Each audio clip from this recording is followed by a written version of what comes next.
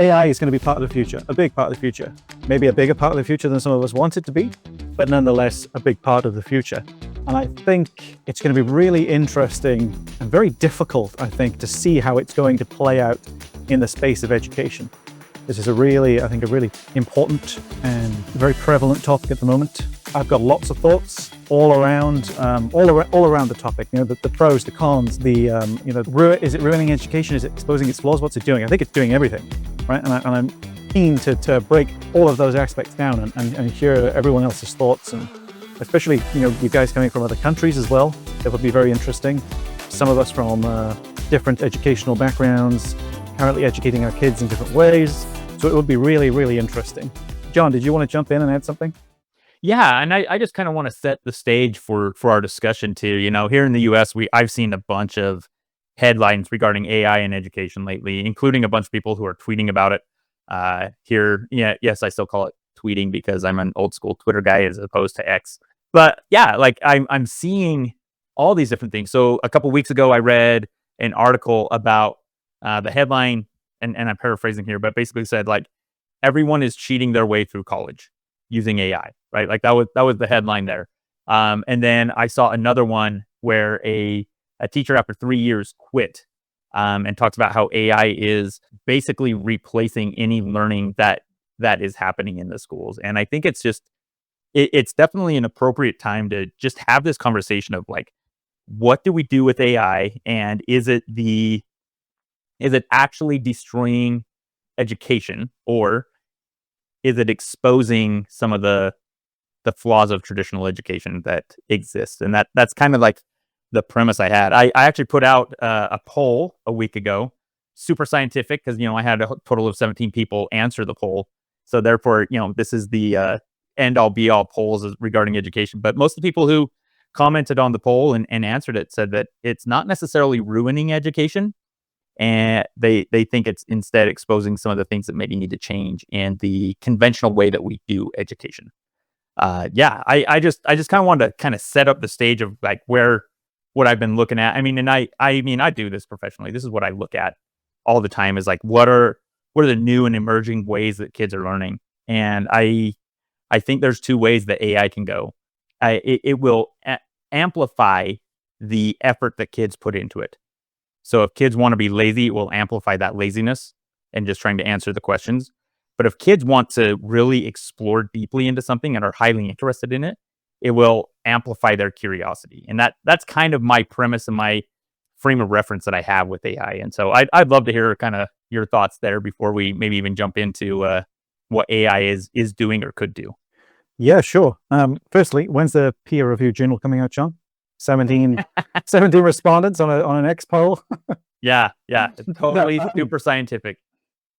My answer, my personal answer to the question you posed is yes, right? To varying degrees, yes to both. And I don't think it's an either or type scenario. I think it's one of the very interesting things you just said was about amplifying the kids' sort of motives, shall we say that, or the underlying reasons. And I wonder, you said it could amplify their curiosity if they're curious enough, and if that's the motive behind utilizing the AI systems. One of the notes I have down here prompted me to reflect on that and the way we educate our kids, my kids at home. And it's, yeah, okay, I fully support that it would sort of amplify that curiosity, right? I mean, myself as an adult, I've used it in that capacity. But I wonder so it's always at what cost? I wonder what the cost is to amplifying that curiosity. And you may think, well, that doesn't sound like a bad thing, to pursue a curiosity and to amplify that and to allow children a route to pursue that. But here's the thing with AI, I think, is it amplifying their curiosity to such an extent that it's de-skilling them, right? Because one of the skills one of the methods that we get our kids to do when they're researching and learning, I mean, my kids don't use AI as part of their learning. They've had exposure to it, but they don't use it in their day-to-day learning. When my wife is starting a new topic, you know, a new history subject, the Roman Empire, the Greeks, the ancient Egyptians, or science one, anything new, she'll say to our kids, and we've got a huge quote unquote library of books. You know, we've got hundreds and hundreds of books in the house, some fact, some fiction. Go and find me information on the Roman Empire. Okay, we're doing Romans next, or we're going to do Roman the Greek gods next, or Greek myths. So go find the information on specifically that. And my kids will go, and they'll go through their library, and they'll go through their books, and they'll start looking, and they'll start reading, and they'll start skimming through the books. They'll start looking at the glossary. They'll start looking at the contents pages. And that is a skill all in and of itself, the capacity to be able to research something, which I think AI will totally strip or change. So those skills are lost. And also piecing together those disparate bits of information. There's a bit specifically on Romans in this history book, this world history book, but there's also a bit on on Romans in my book about myths and different gods we've got from across the globe. There's also a bit in my geography book about Italy and about what the structures and the roads were like back then, and how it was important, how lakes were important, or how this was important to the Roman Empire. And so my kids are able to find those tidbits of information and then pull them together to learn, to make opinions, to adopt a greater understanding. And AI does all that very, very efficiently and very quickly. But my question then to that is, at what cost? Do we then de-skill our children by allowing them to pursue their curiosity without any of the work involved, typically with pursuing curiosity? And Jon, jump in. Paul, jump in. Whoever wants to. That's my first question for the panel, so to speak. Thank you both for your time on this important topic. I thought I'd just briefly start with a little bit of background on me, just to set the stage for the perspective that I'm bringing to this. So I'm all the way down in Australia here, and I'm a senior electronic engineer. I've worked with AI systems, particularly in the safety space on heavy construction equipment, and have dealt with the nuances of how the digital human interface works in real life. I'm also a non-fiction author where I actually talk about this topic and the fields around it. Importantly, I'm a father to 2 young children, soon to be 3, and I'm a fierce homeschooling advocate. So that's the kind of sphere of perspectives that I'm bringing to this conversation. And Jon, I think you nailed it up front. One of the key themes in my book is that technology is a magnifier, a bit like money in a way. It will amplify the negatives and the positives that already exist in people's approach to life. And that includes curiosity, includes all the things we've already broached here in this discussion. So just to pick at some of the threads we've already discussed here, with books, I think, and being an author, this is somewhat close to my heart. I can see the temptation to be a little scared with any disruptive technology. And we've seen this before with the introduction of the automobile all the way up to the internet. It is a very disruptive piece of technology that we've not seen before, at a scale we haven't seen before, but we will adapt to it. And I think those who have a well-grounded approach to life will use it for good. And I think it will provide some great advantages. So I'm quite optimistic on AI, particularly on its application to education when in the custody of well-intentioned parents. Alec, you mentioned in particular books. I think there always will be a desire for books. So radio didn't disrupt the desire for books. Cinema didn't disrupt it. I think the research and the publication effort for books in particular is a high bar that will continue to command a higher respect than AI output itself. Now, my personal view on this is we need to better adapt to the skills of integrating new technology into our culture. So AI is it's simply the new front in that very old war. And in chapter 3 of my book, and Alec, thank you, on our last space, you invited me to plug it a little bit, and I think it's quite relevant to this discussion. I run through a substantial proposal for a reputation-based society and economy where our ability to interact with technology is vastly different to how it is now. And I actually use the example of a hypothetical student contrasting the grading of her marks in a traditional sense versus what we could possibly see in a decentralized reputation-based / AI-based model. And I follow her hypothetical development into an entrepreneur and how this technology could help her scale her reputation into the ability to acquire business loans and all sorts of things. So yeah, one of the main points I make in my general work in the digital and parenting space is that technology is always a two-sided coin, and it's coupled to our cultural development. You typically don't see advancements in technology without some adaptation in culture, and I'm generally positive and really looking forward to this chat. Yeah, and I think I'm more in line with what you just said there, Paul. I think AI is going to be it's already disrupting the economic engine in the United States. And I'm sure that's happening in Australia and the UK and other parts of the world as well. But there's reports coming out about how jobs, like the entry-level jobs, are being replaced by AI. And so AI is not going away. And to ignore that in education, I think, will be to the detriment of the students who are currently going through any type of schooling, whether it's homeschooling or conventional schooling or whatever. Ignoring this will be a detriment. I was talking with one of my coworkers, and I don't have the technology background, but he does. He actually used to work for a tech news reporting industry here in Utah, where I live, and he mentioned that AI seems to be having the same kind of impact that the internet did when it came out became popular in the 90s and early 2000s, where everybody had a personal computer, everybody was online. It's having the same kind of impact on industry that internet did, AI is. And I really think that, it should cause teachers to really rethink the way that they assign work. The unfortunate reality, there are many, many great teachers out there who assign really well thought out lessons. The unfortunate reality is there's some who don't. And they just kind of be like, hey, this is what I've always assigned, and this is what I'm going to continue to assign, regardless of what's going on in the world, regardless of new tools that may emerge. And those types of assignments are going to be easily completed by AI because they have not been well thought out. I actually did a little thought experiment of my own just this week. I'm currently writing an op-ed talking about how I think AI is going to be impacting education. And as part of that, I took 30 minutes and took, maybe something we would consider a classic assignment that might be given to a high school student, provide a literary analysis of Hamlet. And so I took that idea, that thought process, and I ran through, okay, how can I take an assignment like analyzing Hamlet and ensure, or at least improve the chances that a student will have to do some deep thinking alongside of AI. My goal was not to restrict AI usage in any way, but also to create an assignment in a way that the students will need to provide some of their thinking. Because at the end of the day, the people who learn to use AI with a very deliberate enhancement of their own abilities are going to be the ones who end up ahead. And so I was able to do that. And it took me 30 minutes, but it's a deep assignment. It's an assignment that would probably basically turn into being a unit lesson plan on Hamlet and how they can go about doing that, how they're going to have to come in and present their own ideas in front of like the entire class. And they can use, like I said, they can use AI to enhance the work that they're doing in this assignment. And it definitely took some work and some differences. And I actually took what I did in ChatGPT and I ran it through Grok and said, hey, can you solve this without any input from me? And it came back and said, yeah, here's how I would do it.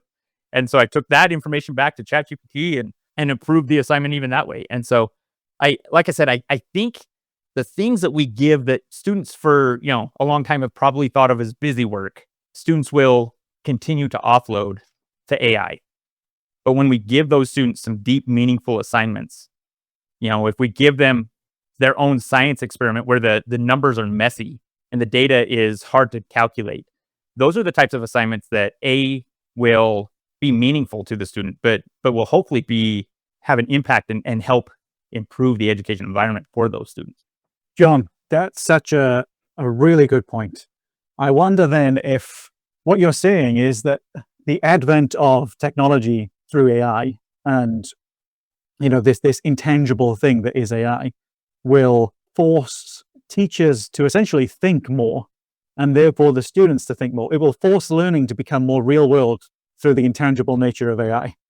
Because I think you're absolutely right in that there's a system that people believe has always worked, and they run it. They're just going through the motions, and a lot of school is busy work, right? It really is. And so with a student's capacity to solve certainly administratively heavy pieces of work relatively quickly with relatively little labor, you've got this. You create this environment where now actually teachers are going to have to think and use the skills they're supposed to have to make the learning actually relevant to the children, to make it almost real world, in such a way that AI is absolutely a tool that they can use, but it's not the full solution to their problem.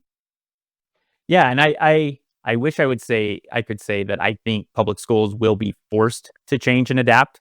Having worked in public schools for 14 years, The bureaucracy will not, nobody within the system will force the system to change. It will have to come from outside pressures. It will have to come from, maybe forward-thinking legislators who understand the impact that AI can have on education. It will be individual teachers who see the potential that this has. And it will come from parents who are like, hey, if you're not teaching my kids AI, like they're going to be behind for their future. If you're not teaching them how to use it responsibly and ethically, that really is where I think the pressure will come. And it's interesting, because I've done all the things with education. It seems, I homeschool my kids. I was a principal for 7 years in the public school system, and now I work with micro school founders, so new school, small school founders. And these small schools are not having the same problems with AI and other forms of technology that the big schools are. They're just not. And part of that, I think, is their freedom to adapt the curriculum as they see their kids. But part of it, I think, is the personalized level of these smaller schools is making easier for them to get the best from their students. So that it's just this topic fascinates me. There's actually a school in Texas, I believe it's called Alpha School, but somebody can fact check me on that, where they actually the kids use personalized AI tutors with a guide walking around in the morning, and they get through their learning basics. It's a elementary through 8th grade, I believe, age school. So it really is the basics. So like reading, writing, basic arithmetic, but they're using AI to get through that curriculum in the morning, and they're doing it in about 2 hours. And then those kids are turning around, and they don't have to use AI, but they're exploring their own personal interests on top of the basics that they're learning in the morning. And it's really interesting and fascinating to see what they're doing. Some of them are using AI to start their first business at age 10. And so it's really, really a fascinating aspect of this technological revolution that we're in. Yeah. To your point with public schools, I wonder, one of my notes is just, can public schools even keep up? Right? Because the whole bureaucratic burden of the public school system, the sheer behemoth that it is, it can't move quickly, it can't move nimbly, it can't maneuver very well at all. And it takes a great deal of effort and a great deal of time to get any sort of change implicated on any level within the public school system. And so it really is something to consider. How far behind will it fall with its inability to adapt quickly? And because, like you said, this is it is a disruptive technology. It's not it's not a gradual change in educational principles or methodology of teaching. It's rapid, and it's entirely different from anything we've ever really seen before, and it will revolutionize every industry that it touches. And I do think that it will on a small scale. So individual schools, individual classrooms will adapt to this. But if I looked at just say the Utah education system as a whole, overall, I don't think that they will adopt it wholesale until they absolutely have to. And that will be probably 10 to 15 years down the road. Yeah. And here's my other point off the back of that, right? I fully believe that the public education system is not designed to be efficient. Right? It's not designed to be, it's not its purpose to be efficient. The amount of time it wastes in a day, but, taking registers, attendance of children, getting children to settle down, transfer between classrooms, et cetera, right? It's designed to be basically the length of a workday, so it can, by and large, babysit children for the parents to go out to work. So even with, sort of the pitch of, look, AI can revolutionize these boring tasks that you do. You could save all this time and focus on these things.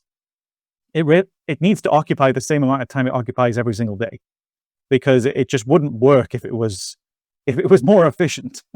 Paul, jump in. Thank you, Alec. There's a really interesting development coming out of this conversation that I've picked up on, or a couple actually. So, Jon, you mentioned earlier the concept that parents are going to cotton on to this development and start asking the question, you're not teaching my kids in AI in school. What's going on here?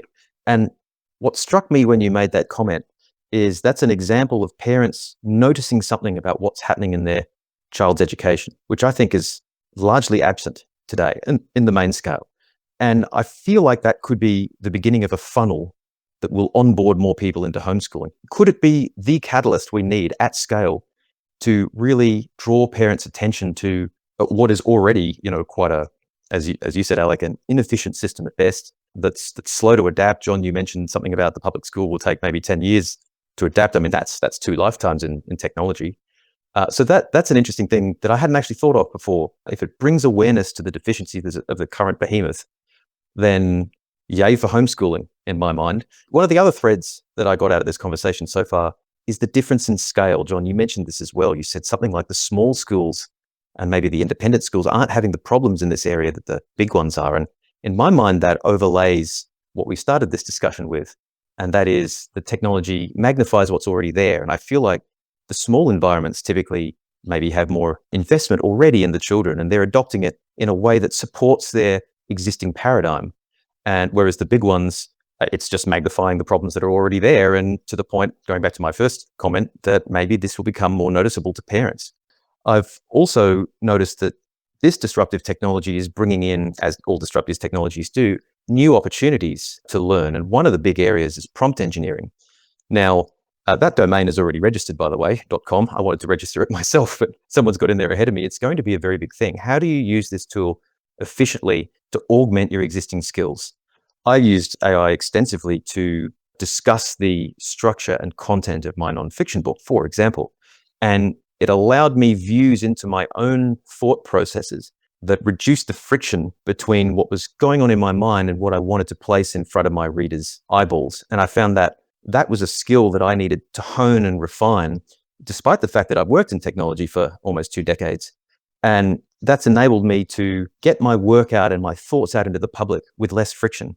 The way you prompt AI to get useful results is a skill that needs refining. And I think that's a burgeoning area that we can actually adopt ourselves and help our children adopt when the time is right. And I'm super confident about how this may actually improve the kids' life and the relationship between the kids and their parents as we all grasp to understand where this technology is taking us. I think those are really good points. And before we go on, I do want to put out the invitation to those of you who are just in the listener phase. If you want to join us and have thoughts on this, please request the mic. We'd love to hear what you guys have to say regarding this topic. But I really do think that AI has this enabling power to help kids do this. There was one of the guys I follow on Twitter made a post regarding talking about like how he works with kids who can come in and they've in the schools they've been in, they're getting the straight A's. They're doing the work that's anticipated that they should be doing. But then when you ask them, like, okay, but what do you like love about life? Like, what are your strengths, your individual strengths? Like, they struggled with that. But once the kids like understand like their personal purpose of life, I think AI has the power for them to then turn around and use that to enhance their abilities. Let me give you a couple examples. So I'm the father of 5. My oldest is 19. But my 17-year-old wants to become an author. And so I know that she has used AI to not write her books, but to help her with character development. She's used it to enhance her writing ability because she wants to be the one writing the story. She loves to write. And so offloading the actual writing to AI to her is, obscene. But being able to use AI to help her maybe flesh out some of the things that she didn't think about when developing her characters and developing a robust background for characters that she can then turn around and use to inform the decisions she makes when she's writing her book is such a great use of AI. It's the type of thing I think we need to, champion with this technology. And, and then my 13-year-old actually loves the outdoors and wants to start her own business. So she used AI to help her develop a business plan so she can start to breed and sell rabbits here in Utah. And so she's trying to do that, and she can use it to create market research. And I need to coach her a lot more on how she's using it, but she was able to use it to get to the point where she now has at least a basic idea of the direction she wants to go with this new business she wants to start. And now we can go in and we can actually use AI to help her understand, okay, what are the startup costs going to be? How do we go ahead and measure that? Like, these are such great opportunities for kids to do that. And they're very individualized. I think that's the thing that AI is going to bring. I don't know that it's completely there yet, but I think that it's something that AI is going to bring to the table is a far more personalized learning. And I think as a society, we have to be comfortable with kids having very deep knowledge on fewer subjects than what we currently ask them, at least in the US public education system. One of the things that my colleagues in the public education system will often say about our school standards is that they're a mile wide, but only an inch deep. And so, being able to really personalize and individualize is an opportunity that education has. And I'd love to hear your guys' thoughts on that.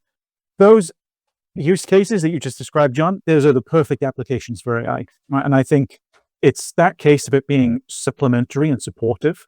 And I think that's where we kind of have to find sort of the right age to start introducing those things, and at the right time, not just age, but sort of perhaps maturity and perhaps skill even, because it can be used very effectively when it's a supplement to the skill, to advance those skills. Or as we've said, it really exaggerates those driving factors, exaggerates those skills and those almost those morals you hold dear.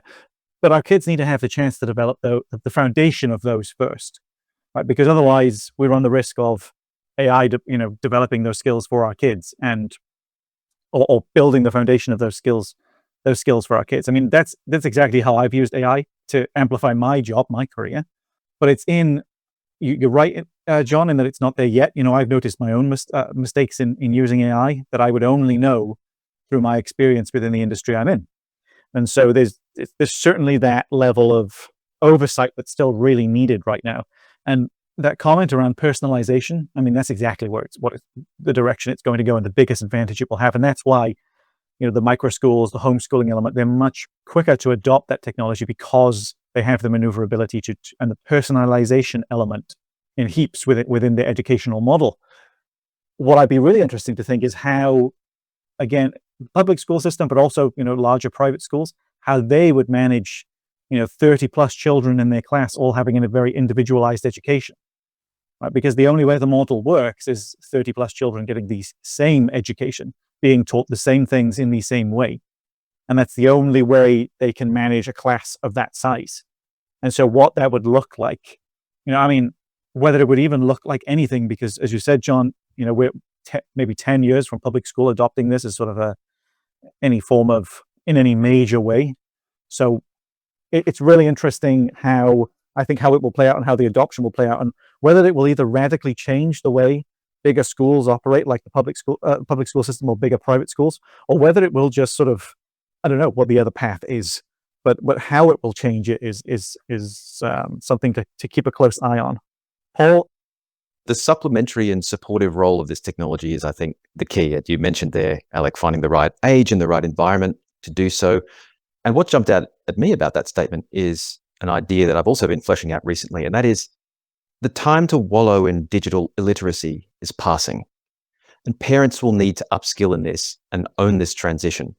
Now, we talked in our last space about the under 16 social media ban that's been federally legislated in this country, due to come into effect this December, and how that, in my mind and in the minds of many astute parents here, is an incursion of the state into what should be fundamentally the sovereignty of the parents to decide. And I feel that concept very much is an umbrella concept that also shadows this topic here.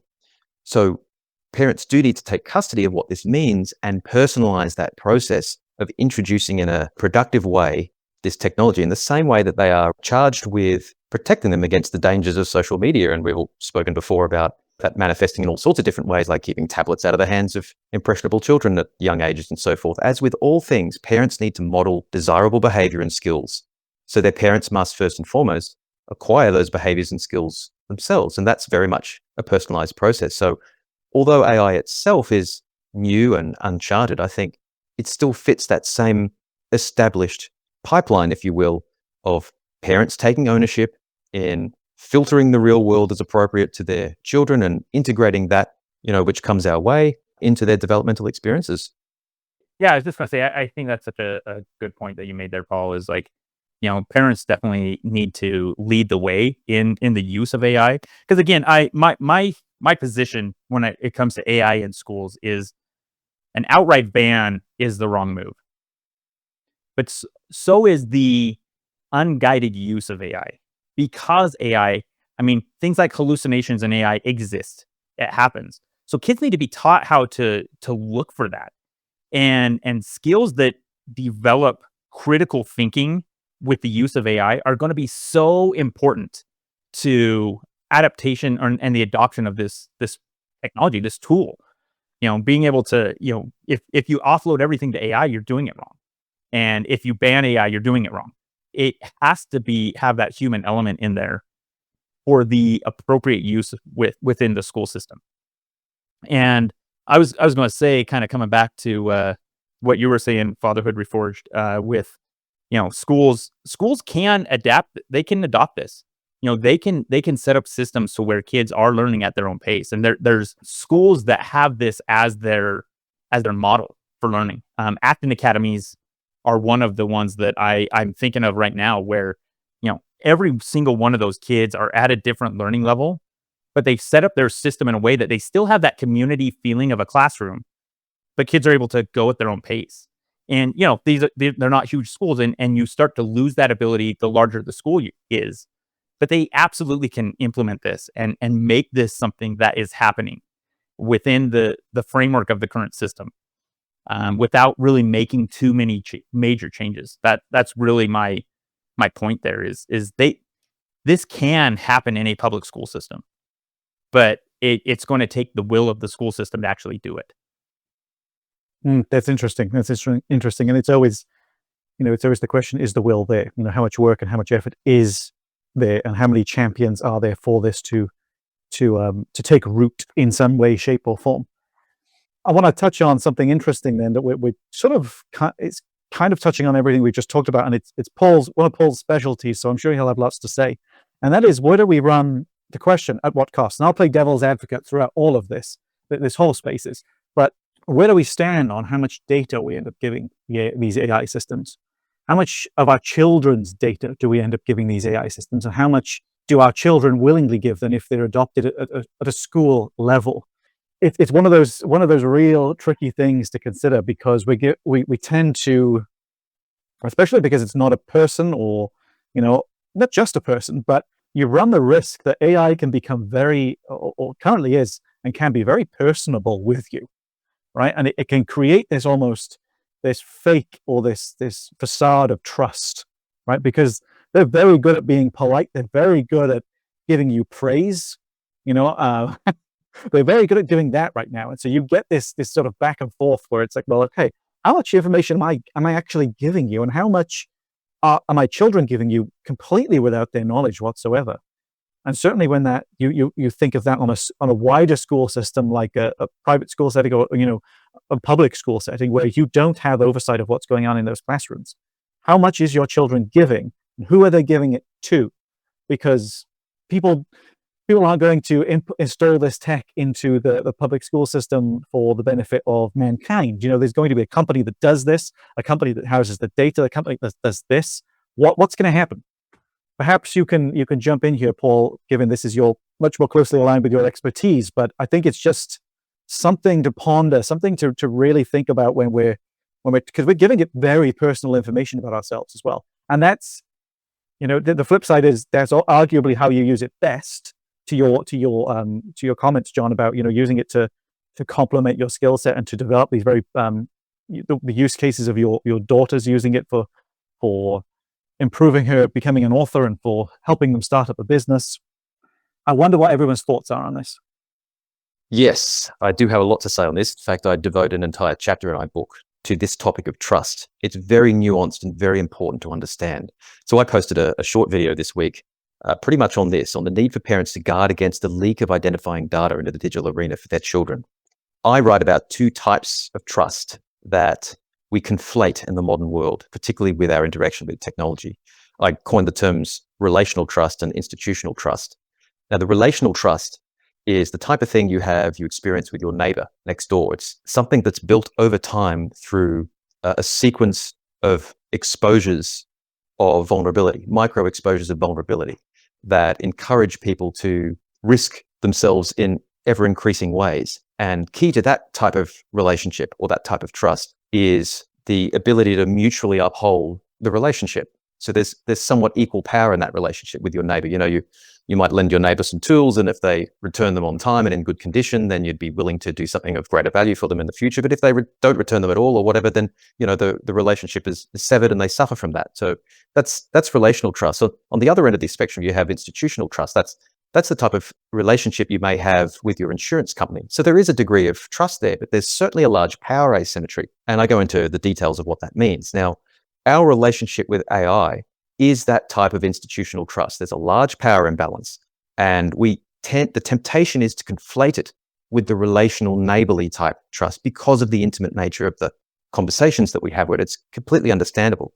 But this is part of the digital literacy that I advocate parents need to adopt. We need to identify what's happening here and communicate to our children the type of safeguards that are appropriate depending on the type of trust that we are building and the type of relationships we have. And very much our relationship with technology falls into that category.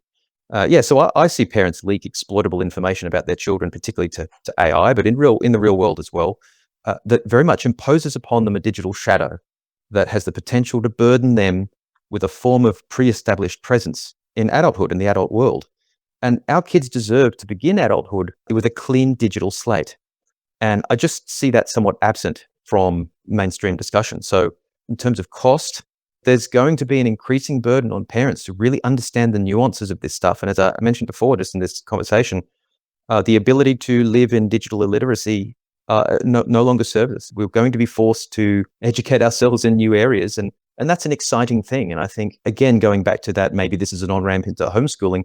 It's also going to force us as custodians of our children's future to really explore that, which we should already have a firm grasp on, I feel. We've been able to get away with it until now. So yeah, let's start understanding the fundamental relationships that we have between each other in the meat space. And that will then allow us to contrast better our relationship with digital technology.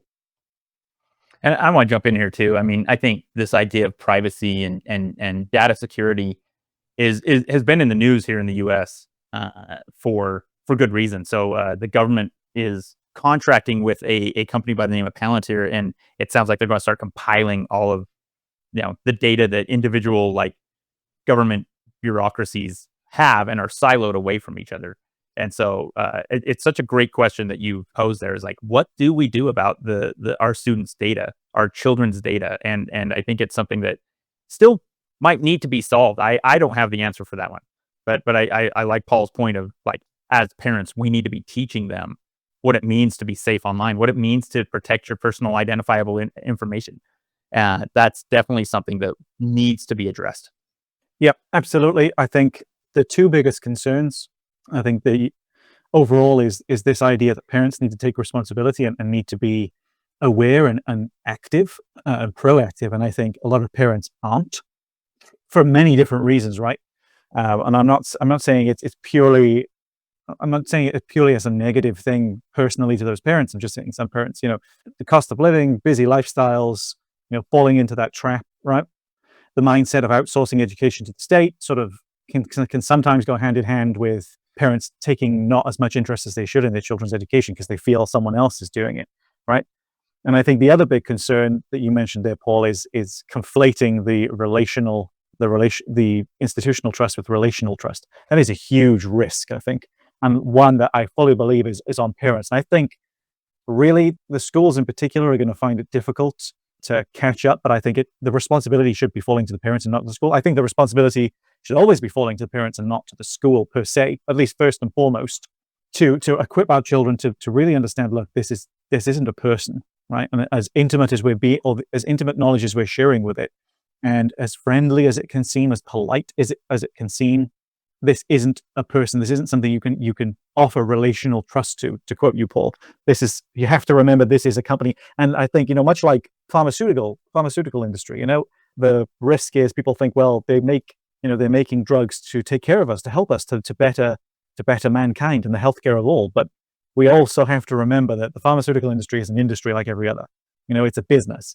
It's there to make money, right? And sometimes that comes at the cost of certain things, right? But where does that leave us, right? Parents and individuals have to take responsibility for themselves, right? And I think that's the same implications here, right? But I guess the risk is how personal it can seem and how much of a real person it can seem. I want to pinch on something you just said as well, Paul, about homeschooling. Do you guys think then, actually, the advent of AI, and not just because, perhaps the public schools and the private schools will be late to adopt AI per se, but do you think the advent of AI will increase homeschooling rates? Not just because the parents can say, well, I'm going to equip my children for the future of the industry by doing something the schools won't do or can't do with them. But also, that whole stigma where parents feel, oh, well, I don't think I'm smart enough to educate my children. Well, actually, now you've got a tool right there at your fingertips that is going to make learning considerably easier for you as an adult. And so you have this facilitation of knowledge that you've never had before. Yes, we've had the internet for a long time, but AI is a whole new ball game that will bring all that knowledge to you. And if we say, if you're struggling to teach a concept to your child, and you say, well, actually, I need to research this myself, and I need to start putting questions to AI. If I put a specific topic about biology, and I'll say, well, how does this cell interact with this cell? Okay, well, what does that mean? Why does that happen? How does that affect, what implications does that have on the immune system or this type of cellular interaction? You have all that information ready for you. And so my question to you guys is do you think this will increase the capacity of homeschooling overall? I think the wise homeschoolers will learn to use it and are learning to use it. But I don't know that it will increase the number of people who are homeschooling, at least not in the short term. Maybe eventually it will, but right now I don't see that happening. One of the aspects, and we talked about this earlier in the space, is one of the aspects of traditional school that homeschooling simply can't account for is that childcare aspect of the school, right? Some households need to have their kids be at a place, at a school somewhere for the day because of whatever reason. And so those are definitely parts of this that we need to think about. Is will it increase homeschooling? I don't think so. Will it improve homeschooling for people and make it easier for them to homeschool if they choose to? I do think that, because they'll be able to have this expert that they can ask a question of anytime they want to, if they wanted to do that the right way. That's just my 2 cents on that one. No, I appreciate that, John. And I think that's the other sort of layer to the conversation, is that, when you adopt the homeschooling journey, when you begin on that road, it really is because you're willing to take on, or able to take on, the sacrifice that comes with it, right? And that is to time, energy, resource. You don't have your kids out of the house in the care of someone else from 9 till 3, 5 days a week. And some people either unable or unwilling to make that sacrifice, and the ability to, I think the comment around many parents communicating that they don't feel smart enough to educate their own children is likely, in most cases, a bit of a cop-out for not wanting to put the effort, or not wanting or not being able to put the effort in, or make the sacrifice. But I absolutely agree that I think that people should, homeschoolers will learn to adapt quickly because of you have the personalization element, and it really is. And I've used that. My wife and I have used AI in that capacity, where my wife's been planning a biology lesson my daughter's 11 now, so she's been planning a biology lesson that's quite advanced, because we're able to work above the age she would be in school, the class she'd be in at school. And my background is actually in biology, but I can't take the lessons because she's out of the house to do them with her friends during the middle of the workday. So we've been doing a bit of back and forth and saying, well, using AI to help sort of structure that lesson and help improve or expand upon definitions and add context to sort of the wider biological system my wife is trying to teach within. Paul, go for it. Thank you. Look, you've both basically covered what I was going to say anyway, but I'll riff a little bit just to add my spin on it. I agree with what you said there, John, earlier. I feel like there are 2 sides to this particular point. There's that of quantity and quality. So yes, Alec, I agree. That comment, I don't think I have the skills to teach my children. I maintain that's largely an excuse that justifies a decision that's already been made. And you went to the case there of the childcare aspect. That's not a skill decision. That's something entirely different. So it won't solve that. Yet the quality of homeschooling for those already genuinely interested in it will increase with this amazing tool. And perhaps as a second order effect, the increase in quality of homeschooling will again become more apparent to those using these justifications or using the education system as a free childcare. And as they observe its benefits it'll tweak their curiosity. And as we mentioned earlier, maybe that's the pipeline into something better. So yeah, I don't see it immediately increasing the quantity. And I'm not sure if quantity is the metric we're necessarily after, but quality first, yes. And that perhaps will advocate for broader change down the track as people start to awaken. Great points. Cheers, Paul. Here's something then, and I think we've kind of already answered this. It's one of my notes. One of the points I've noted down. But before I take us on a different tangent, Umesh, did you want to jump in and add your 2 cents? Hey, great discussion. I was listening and there were a few points which were raised, so I requested you for the mic, and thank you for giving me the mic. Just a quick introduction. My name is Umesh, really. It's not a pseudonym or something. I'm based in London. I've been in machine learning for almost 15 years, and I'm also doing a lot of research in the machine learning area with Google DeepMind Lab in London in collaboration with them, and have been associated with now so-called AI. Before it was fashionable to call it AI, and working with language models since 2017, 2018. So that's basically my background, and I have been very closely associated with education because it's very close to my heart. And I carried out a project in India, I'm basically from India, to introduce AI-aided education in rural schools in western part of India. India is a big country, so you can't really say that I introduced it in India, but in a western region of India.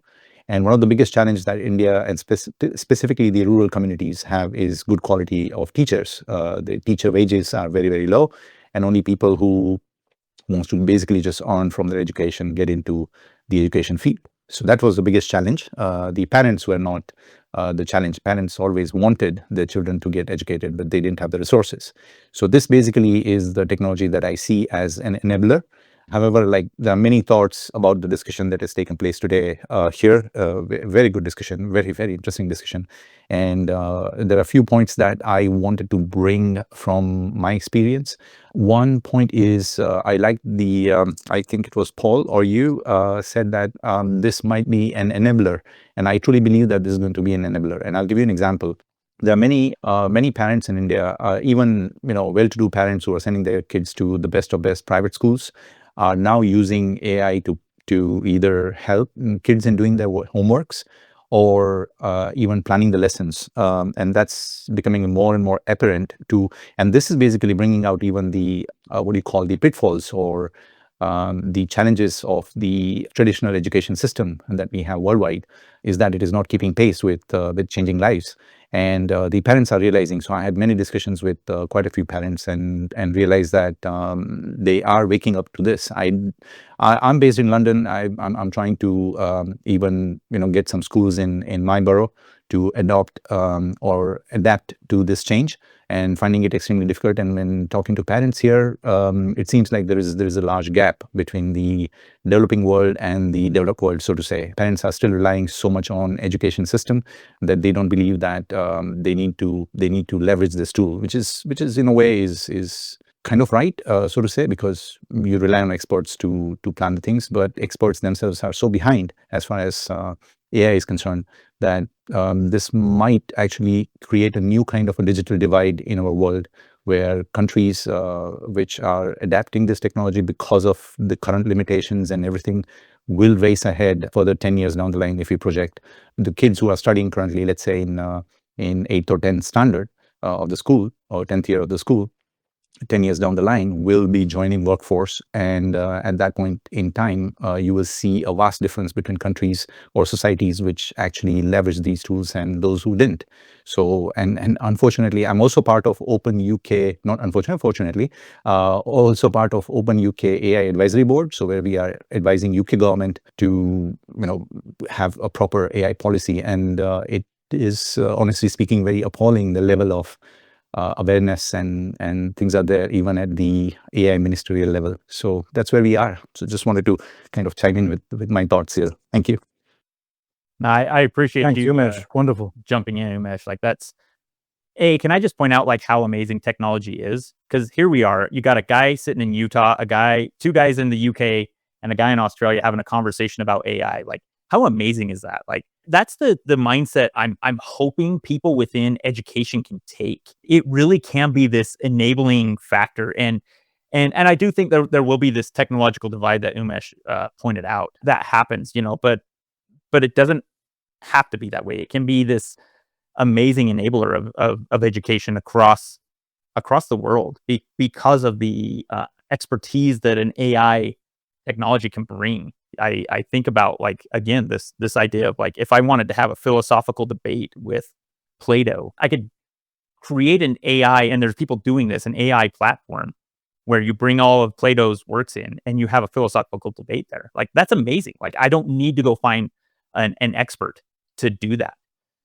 Or I can run my and we might not be there yet, but I can run, like, my physics hypothesis past an AI persona that is, Newton or Einstein, and have them critique what I'm thinking about. Like, how amazing is that? Like, the technology is out there, and I think that schools will be wise to adapt how they are teaching to make sure that kids learn how to use it to actually help them do more with their lives, as opposed to just offloading the busy.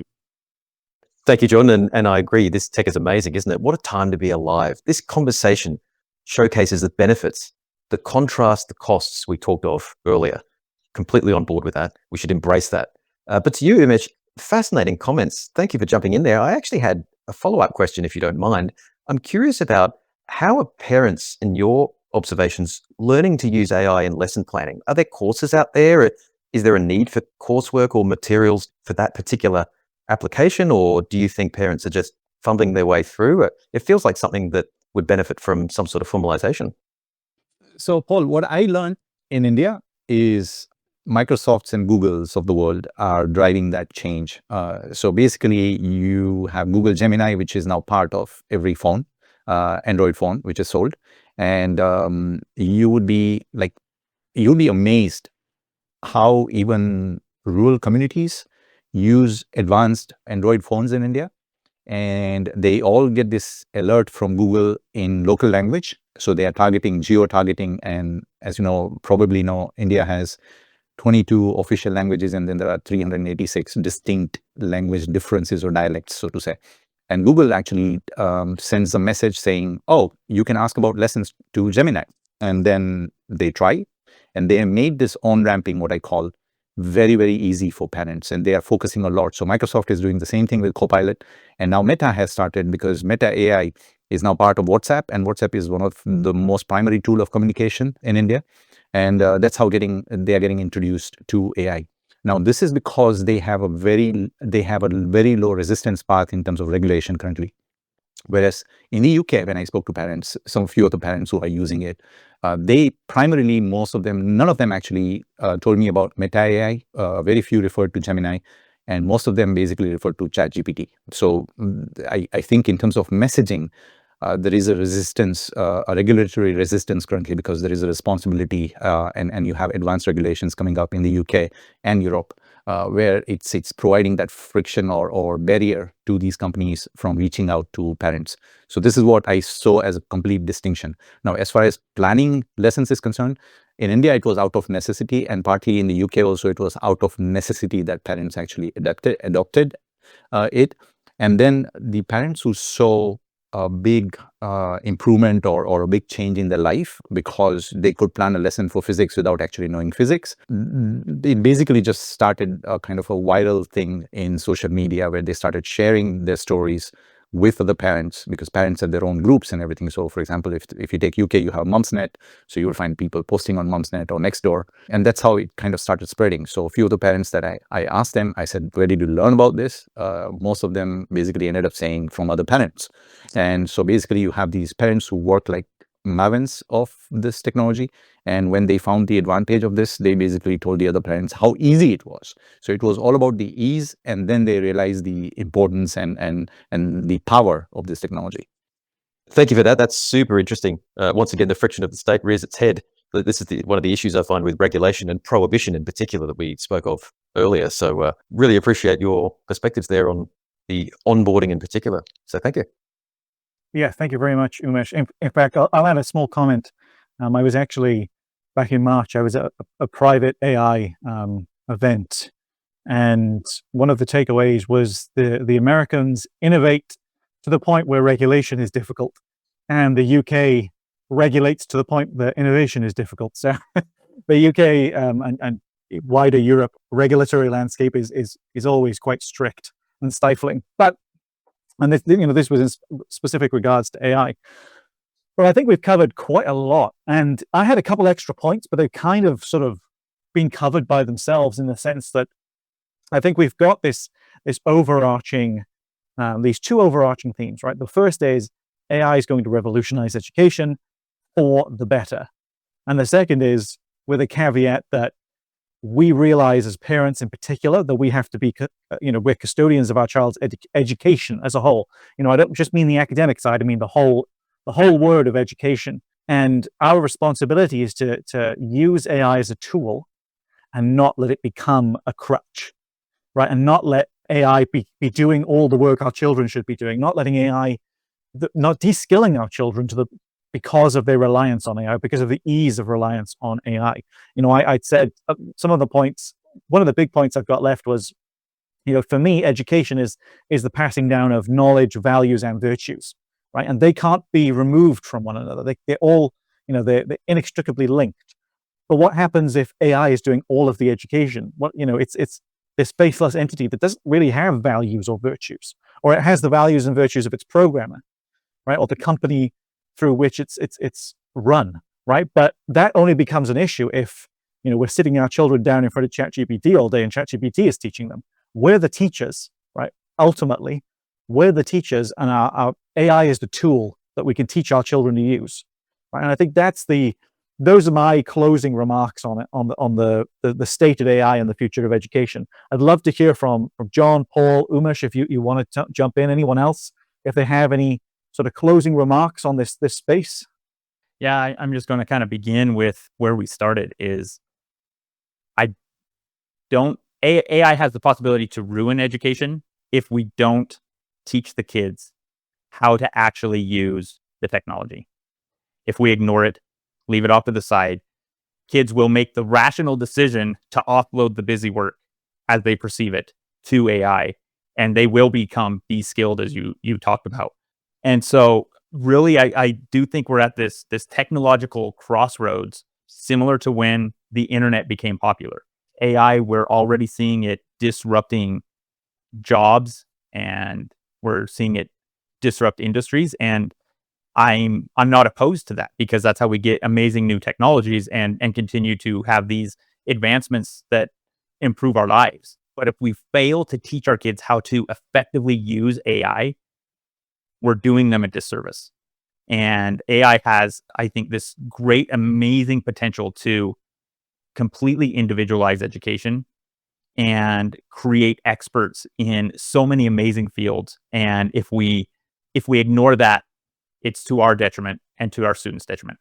Paul? Thank you, Jon, and thank you, everyone. I've not really got much more to add. I concur with everything that's been said. My single takeaway point, however, is parents need to be parents. These discussions are all downstream from that truism. And I'll just add, if you're interested, if anyone out there is interested in what we do with our children's data in particular, please feel free to start listening to my audiobook for free. I've done this work not out of self-interest, but to drive a better narrative around these important conversations. So no strings attached. You can jump on my profile or my website to start listening right now if you're interested. And I've even got a case study on Aadhaar, which I'm sure is close to home for you, Umesh. So thank you again. I think it's not controversial to say that this is one of the best spaces out there. It's certainly the best one, most enjoyable that I've been on, and hopefully the most useful for people. So really appreciate the content. Thank you very much, everyone. Thank you both. One final thing that just came to me as a homeschooling dad in particular, and my wife as a homeschooling mother. For us, education is this wonderful, this beautiful experience, right? It's a beautiful bonding experience where you are instilling values and virtues into your children. It's not just about this hard, isolated academia. Education is so much more holistic than that. And for us, that process is ultimately very beautiful. It's a bonding experience. And I think we need to remember that when we think about education. What is education? It's this beautiful experience. It's not sitting them down in front of a computer screen and trying to absorb as much knowledge as possible. And so that's what we can't use AI for. AI needs to be there to complement that beautiful experience that is this holistic experience that is education. Thank you all so much for jumping on. Thank you all so much for listening. Thank you, Jon, for co-hosting. Thank you, Paul and Umesh, for speaking. This has been amazing. This has been really eye-opening for myself. I've learned a lot and I've shared a lot. Thank you all so much. We'll see you again soon.